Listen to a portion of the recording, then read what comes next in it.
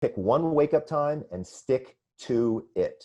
Okay. None of this sleeping in on the weekends crap. Okay. Pick a time. Me personally, I chose the time that I was waking up before COVID. And remember, I wake up naturally at 6:15, no matter what, right? So pick your time based on when you're naturally waking up, but keep it consistent. And if you're not naturally waking up at a time that you think is good, set an alarm and just do it. It takes 21 days to form that habit.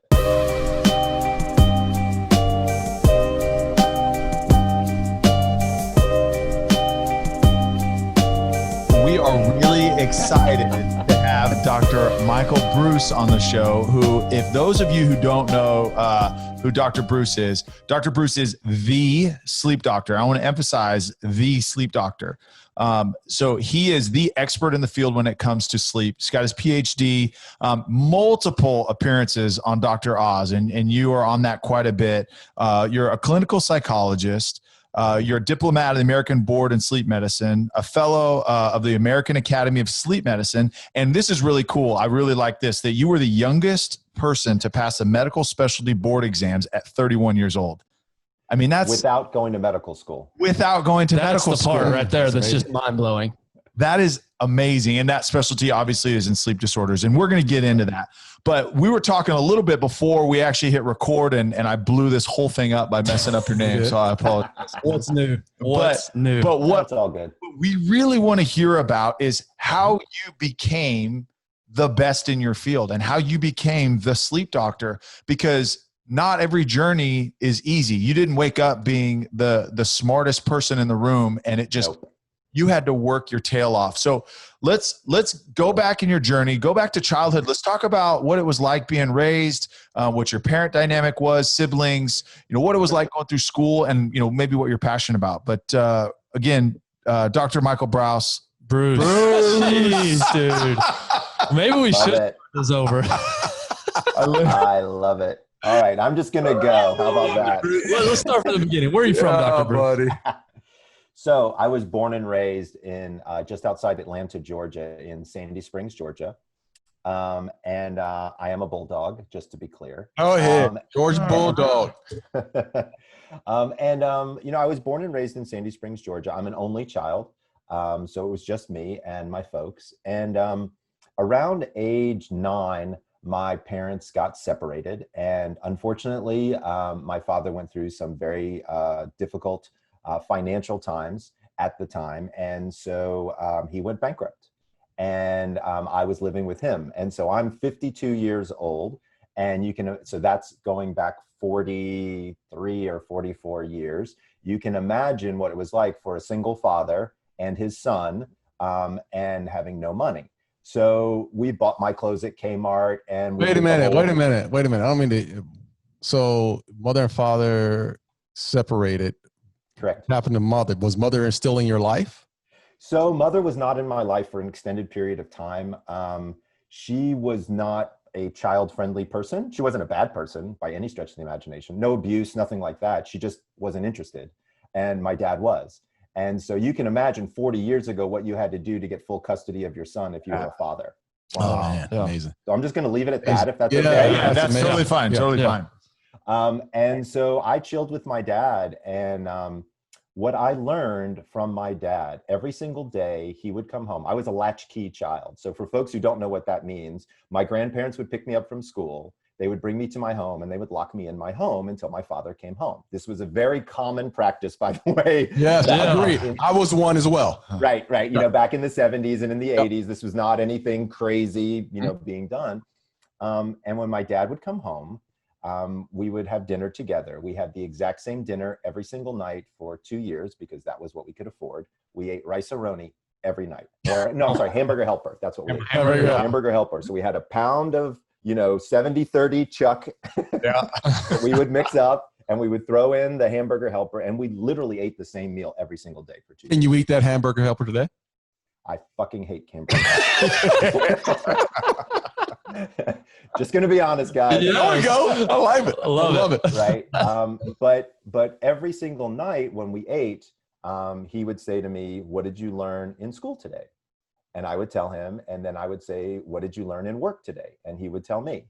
And the thing that I realized from my father was he never, ever stopped. He just never stopped. He never stopped working, never stopped trying. He just never stopped. And I picked that up, that consistency, that pace, if you will, of just never stopping. He never felt like he was, down. He never felt like he was going to give up. By the way, when he went bankrupt, over 70 people were in the courtroom trying to get money from him.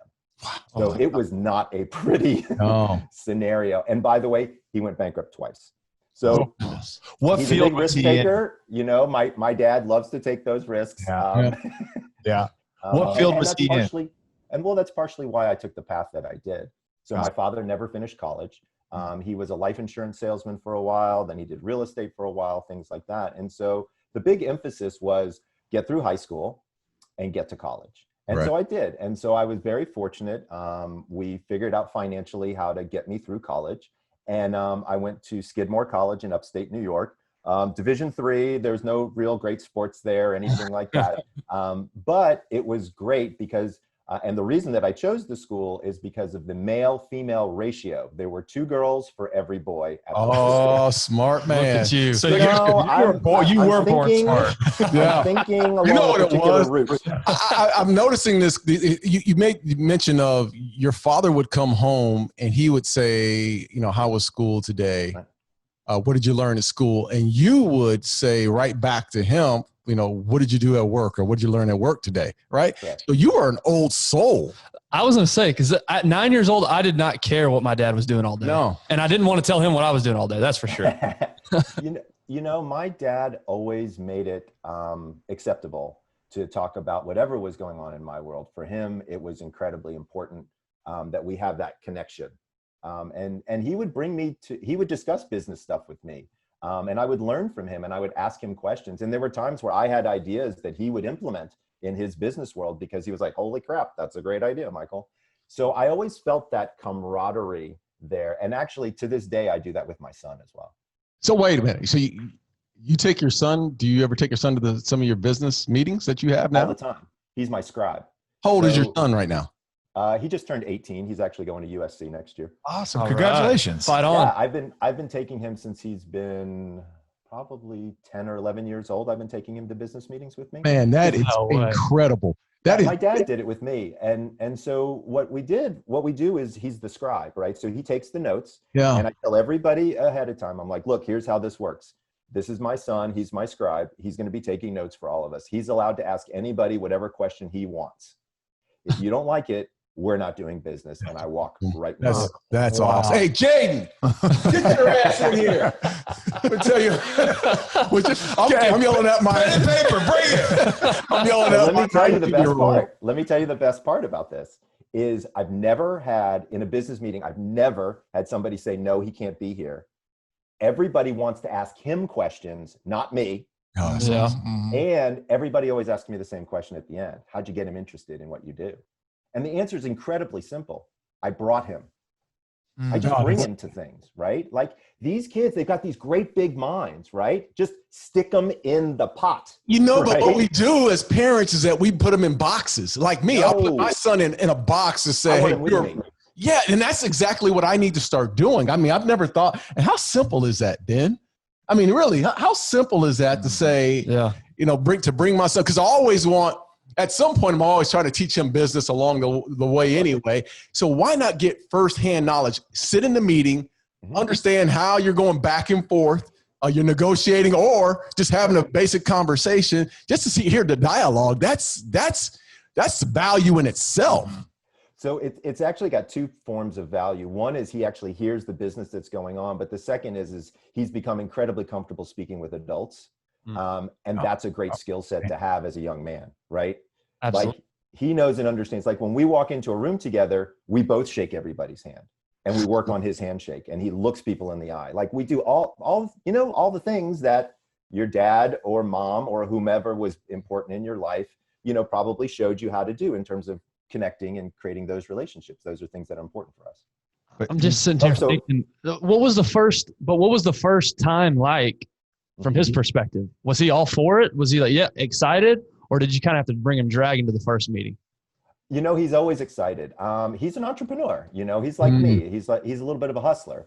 I mean, I haven't even told you the interesting aspects of my life yet. Yeah, no, this is already fascinating. I'm just telling you about my son. My son is a lot like me in that he is an old soul for sure, and we've been calling him an old soul for his entire existence. We just let his natural curiosity flourish, and so I don't even remember if I asked him if he wanted to come, or if he just came, or if I just said, "Hey, why don't you come join me for this?" And he found it interesting. He found it fascinating. I think partially because I'm his dad, and he was, he's kind of got that complex of, dad's a cool dude type of thing. But I also think at the end of the day, he was seriously interested in what was going on. And now he's going to USD. He's actually involved in an incredibly interesting program there. He'll get a triple major in art, design, and the business of innovation. It's a special program at USC. It's called the Iovine Young Academy. So it's pretty fascinating when you start to take these minds, these open sponge minds of our children, and you put them into universes that they're not usually in. It's incredible the stuff that they come up with. What's your son's name? My son's name is Cooper. Cooper. Hey, good name. Yeah, I have a 3-year-old named Cooper, so that's awesome. There you go. You go. So anyway, I'll get back to the craziness of my story. Talk through high school and school for you. What was that like? Were you involved in what activities were you involved in? Was it sports? Was it and then schooling? Was it challenging for you? Did you love it? What was that like? So I hated school. It wasn't my favorite thing, and the reason why I hated school was I was a nerd and I hung out with the nerdy guys, and I wasn't as smart as the other nerds. So I was like the guy with a Ph.D. because I wasn't as smart as the other nerds. Tier 3. So it was funny because in my high school, they had a special program for gifted kids. And all of my friends were in the gifted kids thing. And so one day I didn't know why I wasn't in it. I figured I must be gifted. So I walked in there and I asked the woman, and she said, "You're not smart enough to be in our program." Oh my gosh. Right. And I got that at like 8th or 9th grade. How did you respond to that? It kind of set an interesting pace for me. One was because the gifted kids could get into these special advanced classes. So I couldn't get into those classes. But I got to be honest with you, I was kind of pissed, and I was like, okay, I'm going to prove that one wrong. There goes the chip. There goes the chip on the shoulder, right? Right. Now, to be fair, I didn't have that level of intellectual horsepower that my friends did. I'm a grinder. Like, to be clear, I work really, really hard. I'm not some savant. I'm not some guy with some massive IQ that's out there. I know how to study, and I know how to take tests, and I know how to kind of get that thing done. And so for me, high school, I was more interested in girls and parties than I was in academics. I wrestled and I played football. Back then, unfortunately, at the high school that I was at, there was a lot of, I'm not sure how to, I guess the best way to put it is anti-Semitism. So there was a lot of people who didn't like Jewish people, and I happen to be Jewish. And so our coach would have all the Jews do 50 extra push-ups and all the Jews do 50 extra. Oh yeah, the whole thing. But it backfired. We were all in better shape than any of the other guys halfway through the season. So, that's funny. So you created this. I mean, there was an edge. I mean, and you still have this. And just in our brief conversation, there's an edge to you. And Ben and I had this conversation before you got here, Tyler. There we go again. Late, 30 minutes there late. We go again. We had this conversation about having an edge to you. And evidently you cut this. This happened in high school to you. Totally. I mean, you just think about the things that you've had to overcome, early on. You couldn't get into certain classes because they felt like you weren't smart enough. Darren couldn't either, so that's why he can't say I haven't been to the gifted classes, any honor classes ever. But not only that, but then you go through on the sporting side and the anti-Semitism that was thrown right into your face. I mean, you've had to overcome a lot in a 4-year period. Yeah. And not to mention a single parent household that your father was also grinding and witnessing that. Yeah. I mean, that's me. That's just, I didn't know any better. Right. Yeah. So you just go, right. I mean, that's just how I was built, is I just went. So I graduated high school. Honestly, I wasn't really that into college. I wasn't sure if I even wanted to go. So I took a gap year between high school and college, and I worked because my dad said, you're not going to sit in this house and not work or go to school. It's one of the two. And so I got a job, and he got me a job in a really good Mexican restaurant. And I was the fry cook for a year. Yes. And it was all intentional because one of his friends owned the restaurant. Yeah. And it was basically like, we're going to make sure Michael knows and understand what it's like to not have a college education. Yes. I tell people all the time, you need to have some sort of job where either you do physical labor or you're serving somebody. Yeah. One of those two, because it gives you, to your point, it gives you such a perspective that you wouldn't have otherwise. Yeah. Completely. So, I was the quesadilla boy at Rio Bravo. I had a flat top grill and I was making quesadillas left and right. I quickly established the fact that I wanted to go to school.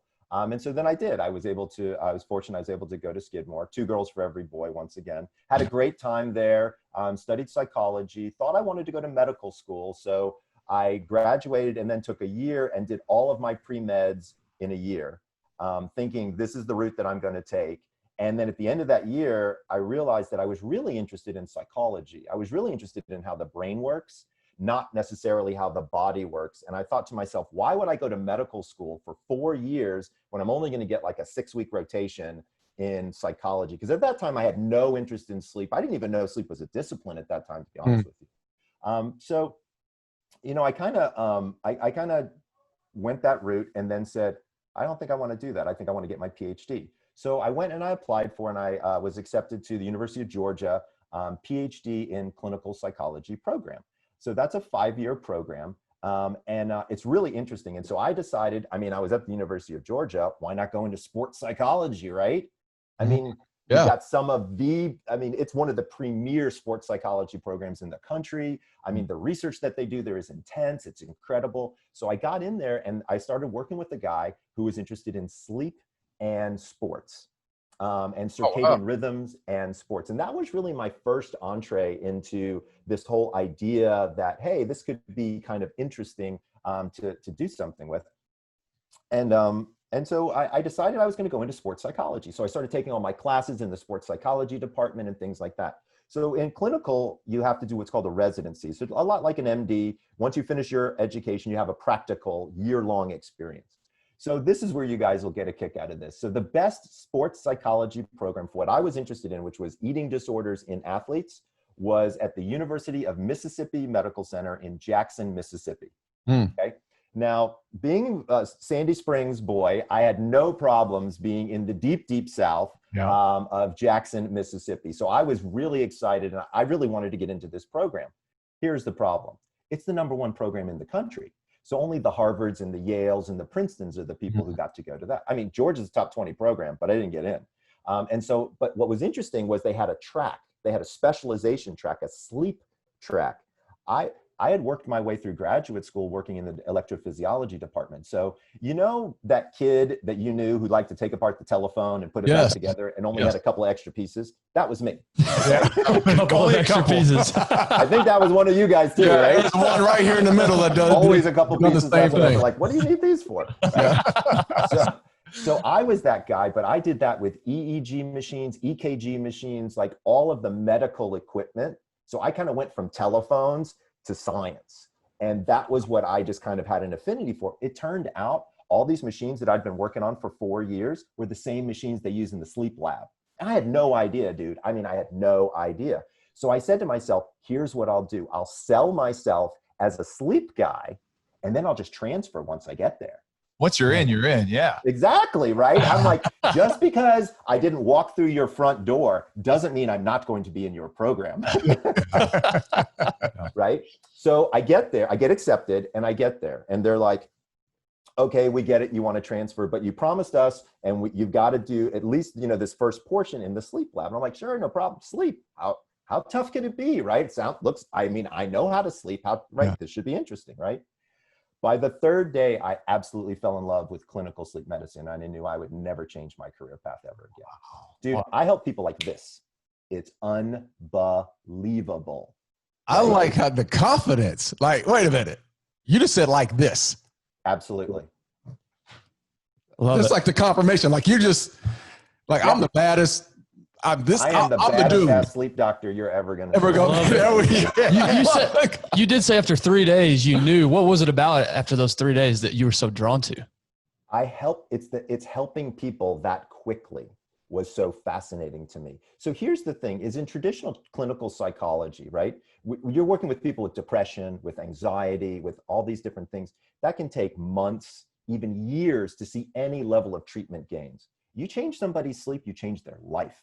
Yeah. It happens literally overnight. So if I can recognize symptoms of sleep apnea and get somebody in a lab and get them on a CPAP machine, in literally 48 hours, I have dramatically changed every aspect of their entire existence just by getting them higher quality sleep. I mean, it's amazing. Like, in medicine and in psychology, you just don't get opportunities like that to have that big of an effect on a human, usually ever, unless you're like a surgeon or an ER doc, where there's like an emergent situation going on that you can fix that. I'm talking about long-term chronic changes. Those don't come around very often. And sleep is a really cool area to figure out. Do you remember the first person you worked with and worked on that you really made a huge impact on as far as sleep is concerned? I do, but it's not a great story, but I'll tell it anyway. There's one story that I remember very particularly that had a huge effect on me. So I walked into, you ever get into a situation where you know a lot about a topic, but there's something wrong? Like you just, like the hairs on the back of your neck are standing up, like something is not right here. So I was in the middle of an assessment with a patient for insomnia, and he just kept saying things that I just was like, God, this does not feel like this feels like a bigger, badder issue. And so I started to bring in specialists, and I ended up diagnosing him with cancer from his insomnia. Right. Wow. That was just incredibly impactful for me. Number one, I'm a Ph.D., not an MD. So that's a whole universe I've never been involved in. So of course I was bringing in specialists and things like that, but it's just like, holy crap. So did it only manifest itself in like the lack of sleep, insomnia, or were there other physical ailments that he felt and he just wasn't recognizing them? It turned out that he had a tumor, and it was pushing on a sleep center that was causing the insomnia, and that's what we discovered. And he ended up unfortunately passing away. But we really gave him a tremendously better quality of life towards the back part of that. Yeah. Sleep is a window. Like when you're not sleeping well, like it's actually a signal or a sign to you to say, take a look. Like, I get it, you're stressed out or you had a little bit too much coffee before, later in the day or whatever. Occasional sleeplessness, that's fine. I get that too. Look, I mean, I'm human, right? But when we're talking about chronic insomnia here, there's something else going on. Sometimes it's mental, sometimes it's physical. In that case, it turned out to be physical, right? But it's fascinating when you start to see these connections, right? I'll give you another example. I had a patient, so this is a crazy story. So I have a patient, so in REM sleep, you are paralyzed completely during REM sleep. And the reason you're paralyzed is that so you don't act out your dreams, okay? Right?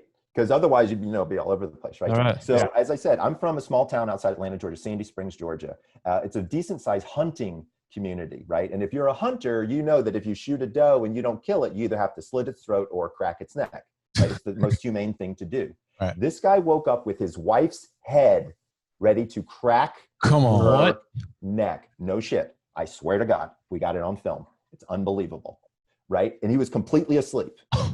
Completely asleep. Wait a minute. He said. Right, so what's your first question? We don't believe you, dog. So the first question I always get asked is, did he kill her? Right? That's the first question people ask, did he kill her? No, he didn't kill her. That's number one. Number two, are they still married? She is a very patient woman. Let's just put it that way. Oh, Jesus. Now here's where it gets really interesting and slightly serious. Is we were able to diagnose him with what's called Rem Behavior Disorder, where this paralytic mechanism is no longer at play and you're acting out your dreams. With one medication called Klonopin at 1/4 milligram, kept him in bed, none of this behavior, perfectly fine. Here's where it gets interesting. 35% of people with Rem behavior disorder, it's a precursor for Parkinson syndrome. Oof. Wow. And he was one of them. And we got him into neurology 10 years before we saw any type of Parkinsonian symptomatology change the course of his. 10 years. So can you actually combat it ahead of time and give them? That's what I'm saying. Oh my gosh. That's amazing. Having that kind of lead time because of symptomatology that's occurring during your sleep gives physicians a runway by which to work, right? That's amazing. So see, that's what scares me. Now I'm sort of getting a little nervous because Doc. No, don't get nervous. No, well, this is the reason why. No, don't get nervous. Go see Dr. Bruce. Yeah, Seriously. Time you got his name right. How about that? Well, here's my issue. I've always had a problem with sleeping. Okay. Always. I mean, since I was a kid, I'm up 3-4 times a day at night. Problems falling asleep or problems staying asleep? No problems going to sleep. But I'm up 3 hours later. And I've always just attributed that, but my brain it won't stop. I've always said that my mind is continuous. I'm thinking about tomorrow. I'm already, it's game time on Sunday, or I'm already playing the game in my head, but, during my football career. So that was always in most of my dreams or the thoughts that I had. And the reason why I felt like I was getting up is because I was playing the game. And even today, I'm out. And I still have flashbacks of or thinking of either what's coming up business-wise or what I have to get accomplished. So you understand where I'm going, but it's continuous, and that's been my excuse forever. Right. So we're going to stop your excuse because we can fix this actually reasonably straightforward. Right. And so this is exactly what I do with my high performance sleep coaching. So I take people exactly like the three of you. Right. So former athletes, CEOs, like high performing individuals. And what we do is we can actually shrink their sleep cycle, but increase the sleep quality at the same time. What do you mean I can actually give you higher quality, less sleep. So people ask me all the time, if I need 8, but I only have 6, can you do that? The answer is yes, we can do that. We just had a conversation on this show about not having enough time, right? And the high performing individuals like you talk about, okay, well, I need sleep, so I can't sacrifice sleep or I can't function during the day. But you're saying higher quality sleep for a shorter period of time is much more effective than the longer. Okay. Yeah, all right. absolutely. So, hey, there you go, Darren. No more excuses. No more excuses, Darren. This is the thing I've always heard is 7 or 8 hours of sleep that you need. So that's not true. That's a myth, right? So let's talk about that for just a second. Everybody's sleep need is different, right? So I'm gonna tell you about my sleep and how my sleep works, right? I'm the sleep doctor. I'm supposed to have the perfect sleep and all this kind of other BS, right? It's not true, right? I'm a human just like everybody else. Yeah. So about 3 years ago, I started going to bed exactly at midnight. So I'm a night owl. I'm a night person, have been my whole life. I don't know if you guys are early birds, night owls. We can talk about that. Yep. So I'm a night owl. So I go to bed at midnight and I would wake up at 7:30 without an alarm. My body would just naturally wake me up. As I got incredibly consistent and had to do more with my wake up time than with my bedtime, what happened is that 7:30 became 7:15. Then it became 7 o'clock. Meanwhile, my bedtime was still exactly the same. My body was naturally waking me up. Then it went to 6:45. Then it went to 6:30. Guys, I wake up at 6:15 every single day without an alarm. I fall asleep at midnight. I sleep basically 6 hours and 15 minutes, and I'm the freaking sleep doctor. Right? Yeah. So people are like, how do you do that? It's about consistency, and it's about sleeping during my chronotype. That's that early bird night owl thing. So my most recent book, which is called The Power of When, and if people are interested, want to learn their chronotype, you can go to chronoquiz. We actually took that quiz. Yeah, we took it. Awesome. I love it. So I'm going to find out what you guys are. Yeah. So once you discover this idea of a chronotype, if you sleep during your chronotypical bedtime and rise time, your sleep cycle begins to shrink. And that's where the magic happens. Not only that, once you figure that part out, by the way, you end up with at least an hour, sometimes 90 minutes extra in your day, which is kind of interesting. Oh, man. Right? There we go. And you then start to learn different times of day when you can do different things. So the book isn't just about sleep. Once you figure out this chronotype thing, there are certain times of day that you're more focused. There are certain times of day that you're more sexually active. There's certain times of day that you're more physically active. Like all of these things run based on hormones. Mm-hmm. And so what this is really doing is this is giving you a personal guide to your hormones as they go up and down. So the three of you may have three completely different schedules. So if you don't mind me asking, what were y'all's chronotypes? I was a lion. Okay. I was a bear. Okay. I didn't take it. I haven't taken it just yet. No. I can tell you right now, you're a dolphin. Dr. Breus, we've been telling him for a week to take the quiz. Take the quiz. Man, I mean, we got to get you guys lined He's sleeping too up, much. clearly. So the lion replaces the early bird. Okay. So it used to be early bird, what we called a hummingbird, and then a night owl. What I did was I added insomniac to the mix, and I changed the animals from birds to mammals. Number one, why? Because I'm a mammal, I'm not a bird. And I wanted to identify with that. By the way, from an interesting marketing standpoint, when you're choosing animals that people want to be, nobody wants to be a porcupine. Hey, all time. Very early on. I'm just over there. We were back and forth. So I'm a lion. Well, I'm a bear. So.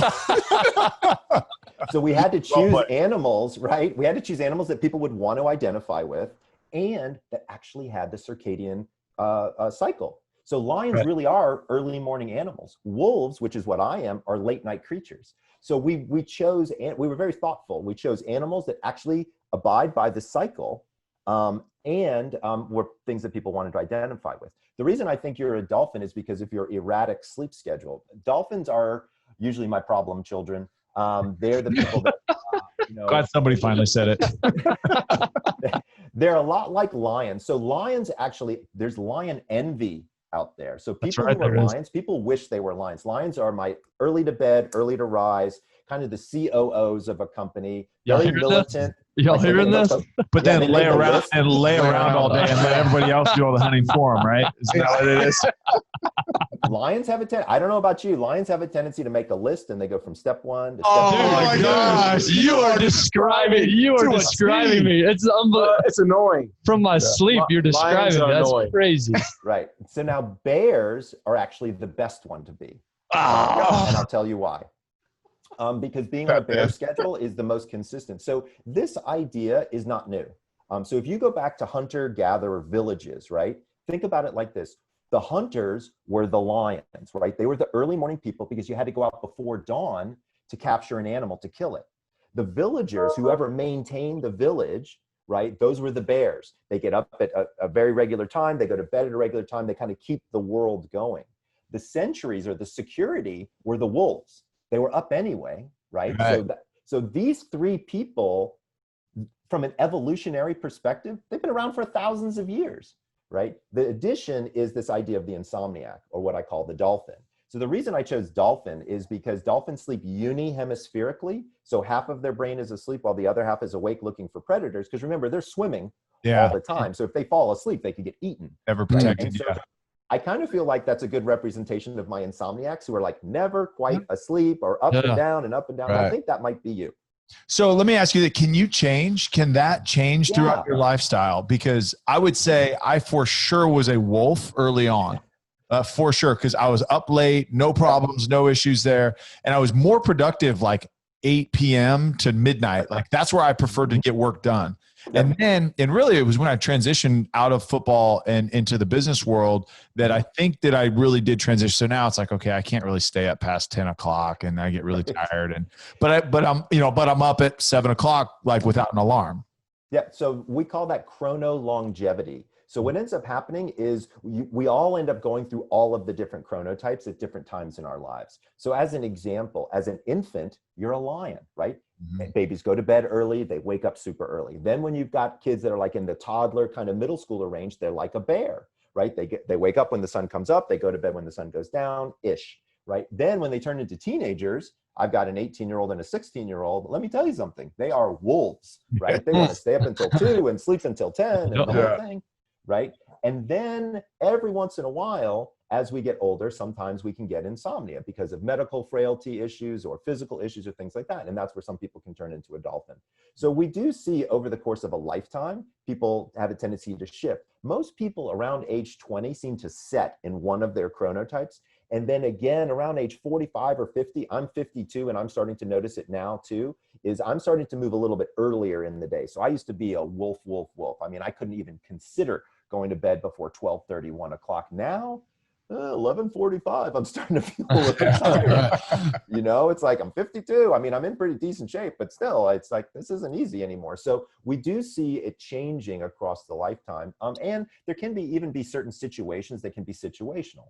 So let's take a look at COVID, right? So we're in the middle of what would arguably be one of the most stressful times in our universe right now. Yeah. Right? I mean, honestly, I don't know anybody who's ever gone to stress like this. It's a unique stress too, to be clear, right? Because it's not just my own physical health I'm worried about. I'm worried about my family's health. I'm worried about my friends' health. Like, we're all kind of waiting for that phone call to hear like, who's got COVID, who's in the hospital, right? Did they die? Did they make it through? What happened? This is a very unique stress that we're all undergoing that's constant.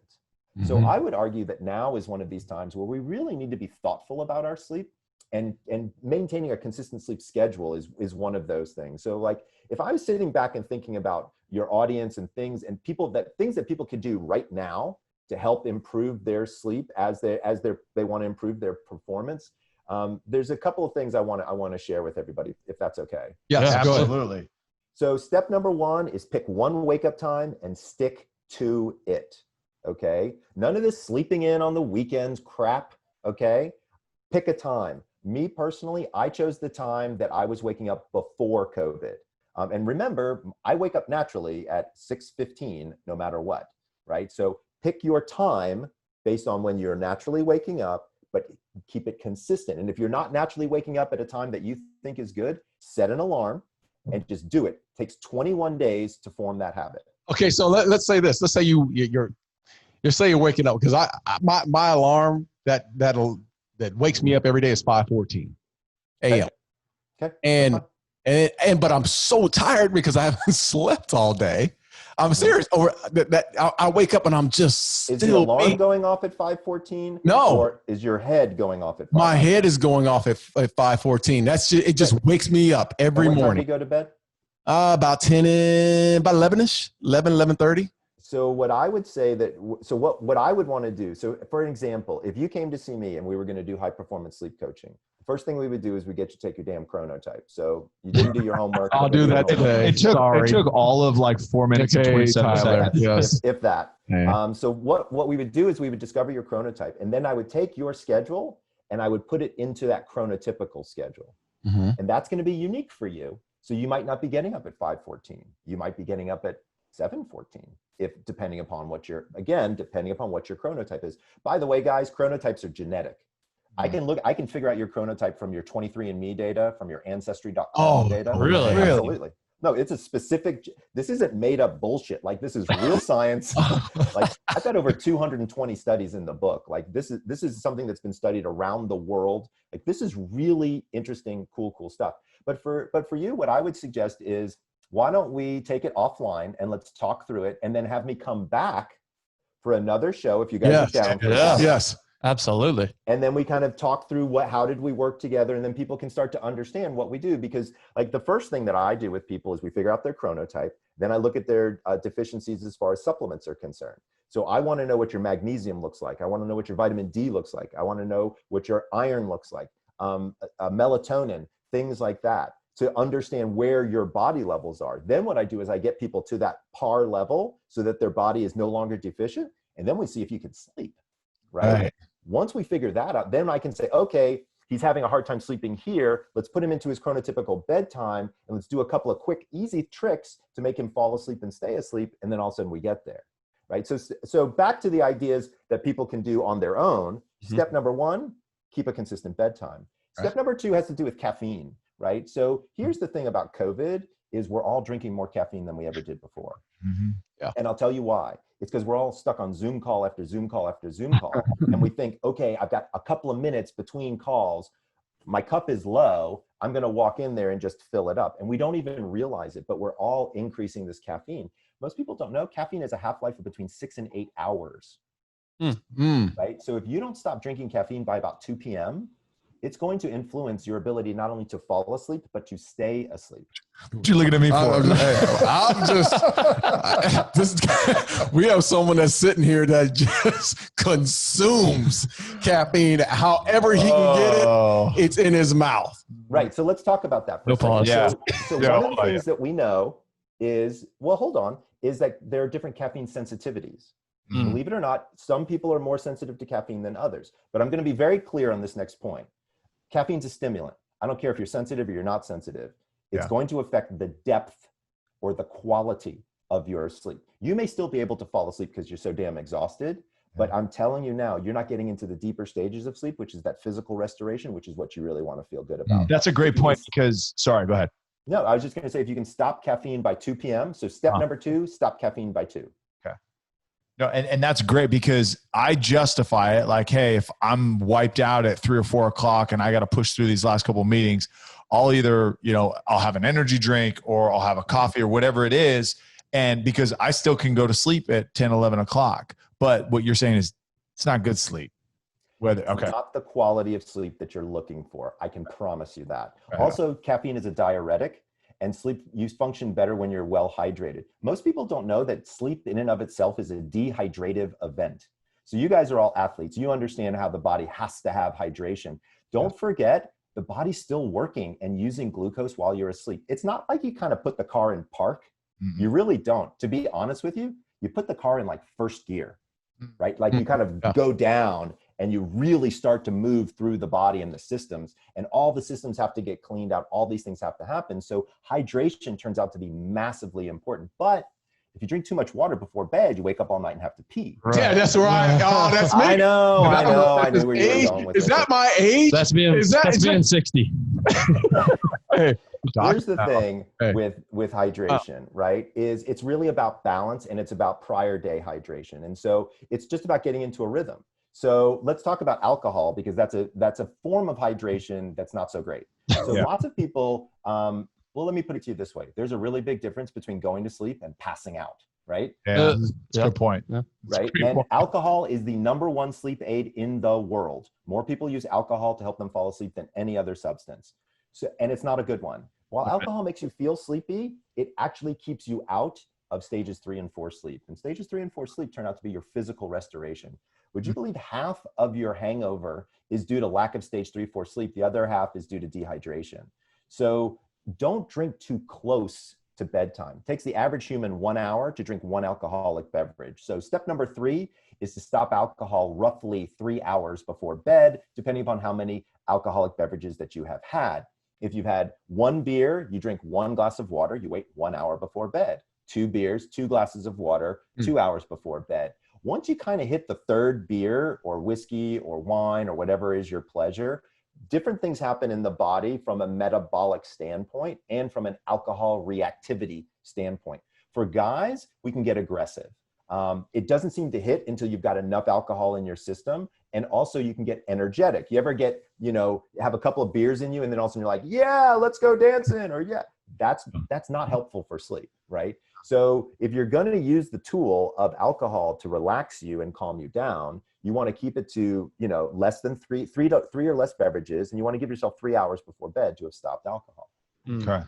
Step number 4 is something that you guys know and love. It's all about exercise. The best way to improve the quality of sleep, aside from not drinking caffeine before bed and not drinking alcohol for bed, is daily exercise. Here's the good news. You don't have to run a marathon. 20 to 25 minutes of cardio is really all that you need to show significant increase in stage 3, 4 sleep. Why is that important? That's the stage of sleep that we're finding is the most difficult, the one that's most affected by exercise, and the most difficult when you don't get it. That's really where you feel that physical exertion. So you really want to be careful. So the problem, though, is if you exercise too close to bedtime, you cause a core body temperature increase. Right? And it's hard to fall asleep when your body's hot, because remember, your body goes down in temperature as it goes down to sleep. So we want the environment cooler. We want our bodies cooler. So if we exercise too close to bedtime, our core body temperature is too high. So step number 4 is to stop exercise 4 hours before bed. So you'll notice step number 1 has the word 1, stick to 1 schedule. Step number 2, stop caffeine by 2 p.m. Step number 3, stop alcohol 3 hours before bed. Step number 4, exercise daily, but stop exercise 4 hours before bed. Step number 5 is an easy one. It has to do with how you wake up. When we wake up in the morning time, the things that we need is hydration and sunlight. It's not caffeine. Okay. And so what we do is when we wake up, you should have by your bedside a reusable water bottle with room temperature water. 16 to 20 ounces, chug it, just get it in your system. And while you're doing that, walk outside and get some direct sunlight. Sunlight turns off the melatonin faucet in your brain, and getting some good fresh air and getting a little bit of movement and some sunshine and some water. It's a great way to start your day. Do me a favor. If you walk out right from getting out of bed, put on a robe. I'm just saying, your neighbors might not want to see you. But underwear, Doc, right? I live in the country, so I'm good, right? I don't need to, right? Like I said, put on a robe. Exactly. Put something on. There's this thing called Google Earth. Do you really want me to look at you in the morning? Because I can. They're always watching. Okay, so how much vitamin D do you need in the morning? Is it a quick just pop outside for 15 minutes? Okay. 15 minutes is a great way to start your day. What I do out there in the morning is I also do my breathing exercises. And look, I'm not some yoga meditation, woo-woo guy, but here's what I can tell you. Breathing works. Yeah. The more you guys know that as athletes, the more air you can push, the better you can get your body to work. So I like to really have a nice, good breath work in the morning. So when I'm outside, drinking my water and having my sunlight, I might do, 5 or 10 rounds of some type of cyclic breathing. So maybe that's a 4-4-4, breathe in for a count of 4, hold for a count of 4, breathe out for a count of 4, those kind of things. Just kind of get the pipes moving, get everything going and flowing. But I'm telling you something, if you do these 5 things right now, I can guarantee your sleep will improve. Which of these 5 do you find is hardest for people to follow? And I've got maybe, in my opinion, what I think it is, but what do you, with the people that you're working with? I would say, the people that I work with are very high alpha, controlling. Yeah. They do a pretty good job at most of this stuff. I think it's the waking up at the consistency on the weekends is one of the hardest ones. Yeah. Okay. That's what I'm sitting here thinking. Cause I'm up at, 4 o'clock, 4:30 during the week, getting my workout in before work and things like that.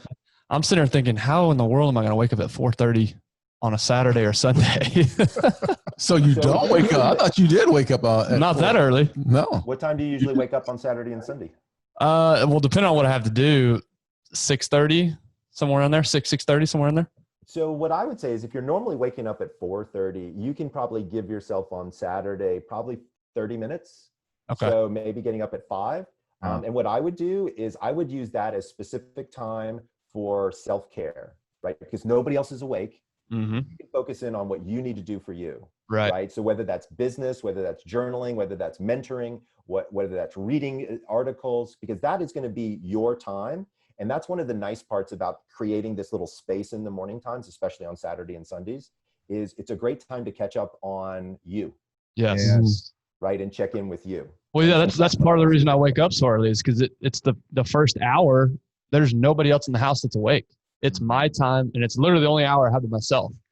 So that's interesting. Yeah, I think it's interesting that 2 of these 5 steps have to do with waking up, right? As we're addressing, as we think about it, sleep, right, is at the end of the day.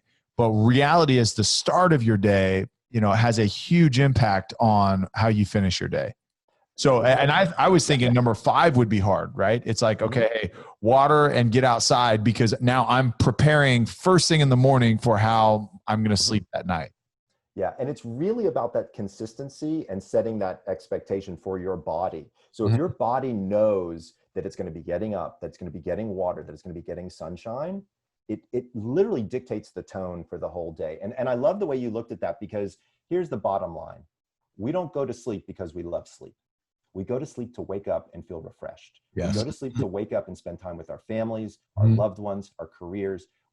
Nobody wants to go to sleep, right? Yeah. We just want the aftermath of the benefits that sleep really gives us. Now, to be fair, there are people who like sleep, but they also like to escape from the world and that kind of stuff as well. So I think sleep is a function of wake. Yes. And we're seeing that in the sports world. We're seeing that across the board about recovery.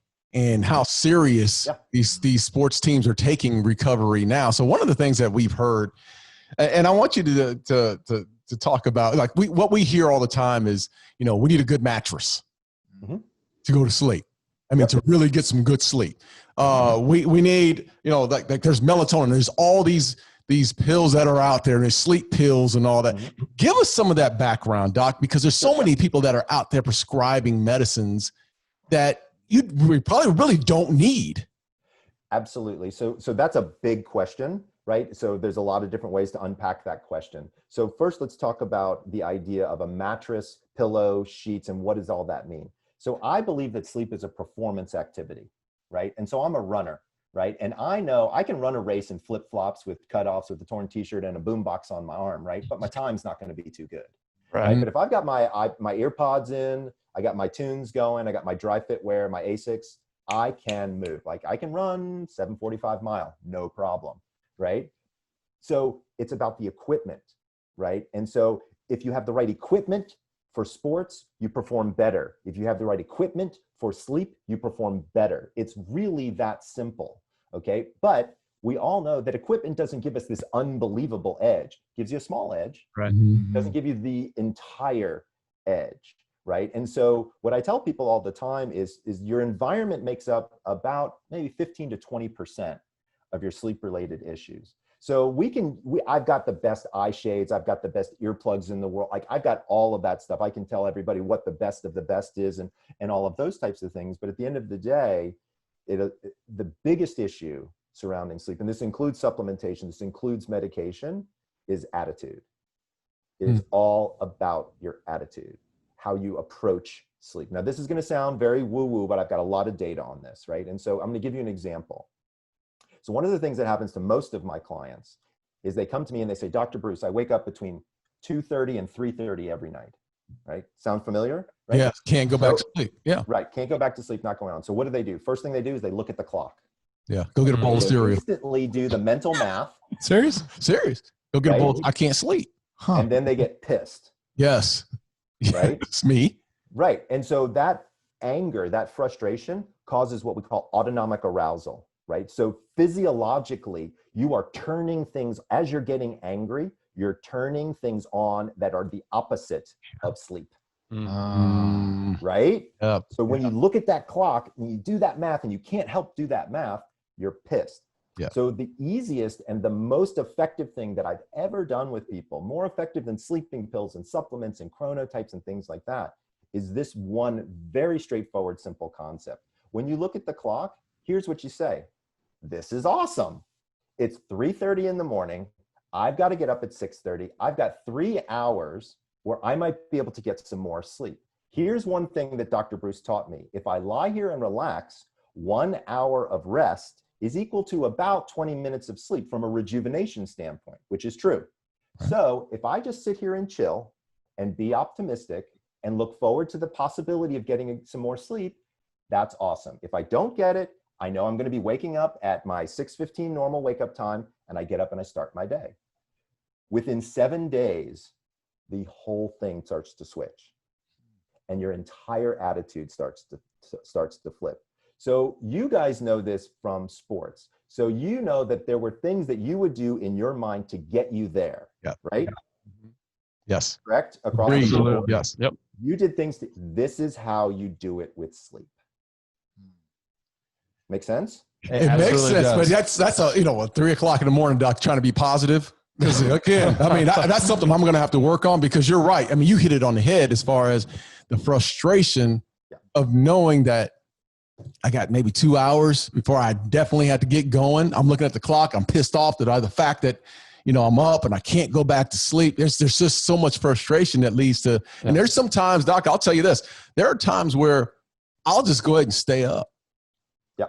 That's not necessarily a bad strategy, depending upon what's going on. But it's individual, it's personal. I don't want to tell people, hey, if you wake up at 3 o'clock in the morning, stay up.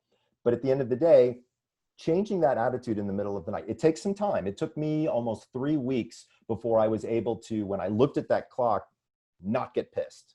Right. Right. Just not, because I had to do it myself.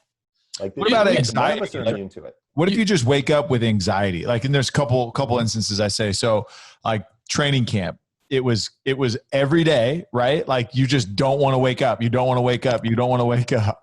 Yeah. And so, so I would wake up and I'd say, okay, hey, I got an hour left. Yes. Awesome. And really quickly I'm asleep. Right. I blink my eyes and then I wake up and the hour is gone. Right.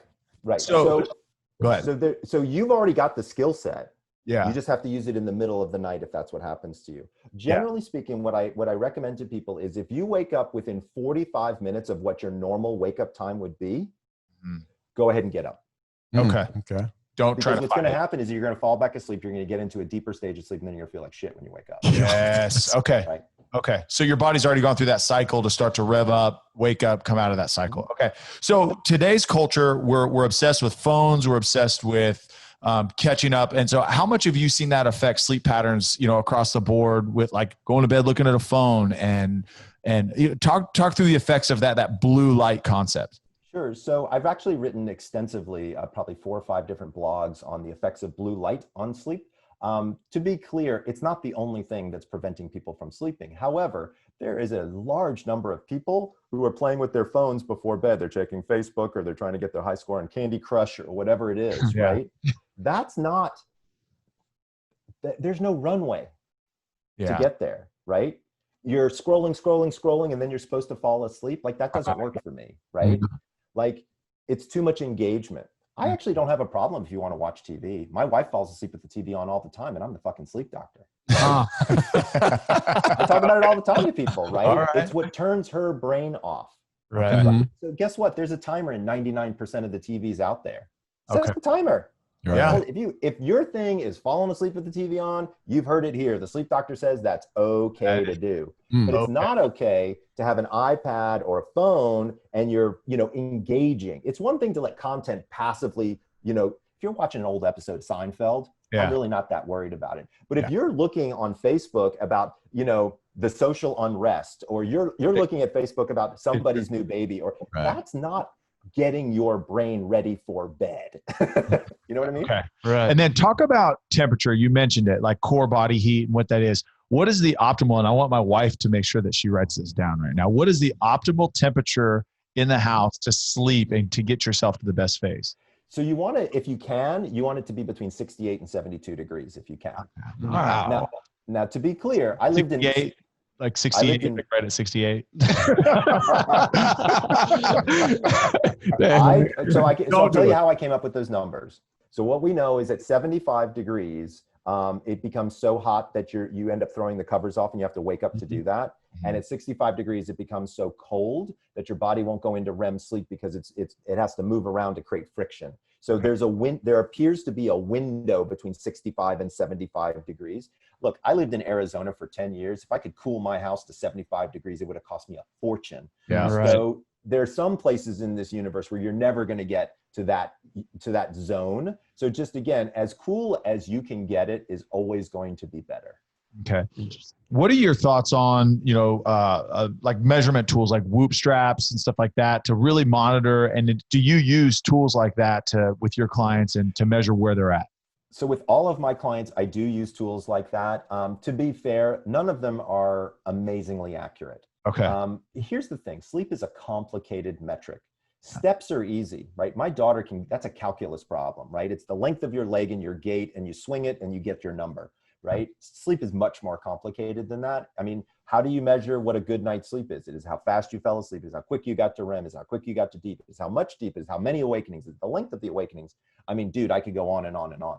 So there's a lot of different numbers that are in there. I will tell you that nobody has done a good job of teaching people what to do with the metrics that are coming out of these devices.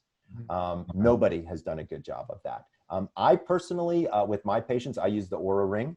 I like it because it's easy. It gives me really interesting data, and I know how to manipulate that data to figure out what's going on. Okay, awesome. Sleep is so weird to me. I'm just sitting here listening to all this, and it's just such a funny concept that we go into a room, we shut the lights off for 6 to 8 hours or however long, and we're basically paralyzed. So why do we need to sleep first of all, and second, like what's happening when we're sleeping? Like what's the body going through? You keep mentioning cycles. What are those cycles? Sorry, this is where my brain goes when I'm thinking about this conversation. Yeah. So when you start to look at sleep from a fundamental standpoint, there are a couple of different aspects to think about. So one is the different cycles, right? And how do those work? So it turns out that there are two specific systems in the brain for sleep. One is called your sleep drive. The other is called your circadian rhythm, right? We've been talking about both of those in different ways. Sleep drive is basically a buildup of a hormone in your brain. So when a cell eats a piece of glucose, something comes out the back end. It's called adenosine. Works its way through the system and accumulates in your brain. That makes you get sleepier and sleepier and sleepier. That's one aspect of sleep. The second is this idea of circadian rhythm. So you ever notice how you're hungry around breakfast time, around lunchtime, around dinner time, right? Those are circadian rhythms for hunger. Same holds true with sleep. Most people, at least here in North America, have a tendency to get sleepy somewhere between 10:30 and 11:30 at night. So that's the circadian rhythm. When both of these systems are aligned, you sleep. If either one of them is off, that's when you have a sleep disorder. Okay. Cycles are what your brain goes through from an EEG standpoint. So we measure sleep in lots of different ways, but one of the ways we measure them is with brain waves. And what we've discovered is that brain waves go into different patterns, and these patterns are what we call sleep stages. The good news is we've discovered what these stages do for our bodies. Stages 3 and 4 is the physical restoration. Stage REM, which is what we've known as dream sleep, is actually for the mental restoration. That's where all of our memories have a tendency to consolidate. Okay. Well, hey, we want to be respectful of your time. We really, really appreciate it. I mean, literally, I think we've scratched the surface. We do want to follow up with you though, because I'm definitely going to work with Darren wants to get with you, and we want to document that so we can give a real life testament to our listeners, the effect that you can have. But really quickly, could you just run through your website, thesleepdoctor.com, ways to get a hold of you, any resources that you have, and then, why somebody maybe a high performer that is struggling with sleep, why they need to come talk to you. Sure. So I'm super easy to find on the internet. It's just thesleepdoctor.com. That was a great purchase of a URL, by the way. I'm super easy to find on the internet. We can also put in the show notes. I've actually created a landing page specific for COVID. Okay. So, if people want to go to thesleepdoctor.com/sleep-pandemic, you'll see there's a tremendous amount of resources there. I even give people audio files to listen to help relax them before bed. That might be good for you. Yeah. So I think that would be a valuable resource. Also, I drop tips all the time on Facebook and Instagram, and my handle there is The Sleep Doctor. So it's consistent across all platforms. You can find me that way on LinkedIn too. And then your book, because that's... And my book is called The Power of When, and that chrono quiz is what tells you about your chronotype. I do work with celebrities, athletes like you guys, CEOs, people like that. I have a very limited practice. I only see about 3 or 4 patients at a time, and I spend an intense amount of time, and we just fix it. Okay. I love that. I love that. Well, go ahead. Well, hey, look, Doc, we've been wanting to get you on. I know I've been a little bit, pushing hard to get you on based on the fact that the problems that I have, and there's so many that are having the same problems as far as sleep. And we really appreciate you coming out and giving us this information and giving not only that, but going back into your history. I mean, there's one thing I learned today is not only about sleep, but I mean, when you mentioned Cooper and how you get your son involved, I mean, that's life-changing. And that's something that's, totally awesome for me, and that I definitely will apply. Yeah. Well, Dr. Breus, thank you so much for your time, and we will absolutely have you back on, and we'll be in touch soon. Yeah, no, I was excited to have the opportunity to talk with you guys, and I was excited to share with you some of the things other than sleep, more about my life. I certainly appreciate you guys being interested in that. And I wanted to thank you for a great opportunity and a great conversation. Yeah. I don't always have great conversations with people. You guys are definitely into it. You're a fun group to work with. So thank you. And I'm sure your listeners appreciate you quite a bit. Yeah. Thank you so much. Thanks, appreciate it. Hey, we're going to do just a quick intro. You go, I know you got to go, but just so you know, as we come into it, we're going to do an intro, and we will prep you and talk about accolades and get everybody kind of a summary of the episode. Yeah, dude, it's all good. Yeah, don't worry about it. Apologize for the name butchering. Literally, like I'm looking at it, I had to scratch out how you spell your name, because every time I looked down, it was like, oh my gosh. Doc, go, man. I know you got something going on, so we appreciate it. Jump. Appreciate you. Thanks, guys. Thanks again. Thank you. Good. Jeez. Dude, these shows that was awesome. Yeah. I looked down, we're like 50 minutes, and I'm like, dang. Started on time, we could have gotten more. Yeah, I know, this thing didn't help us. Chase wrote us. Y'all see that?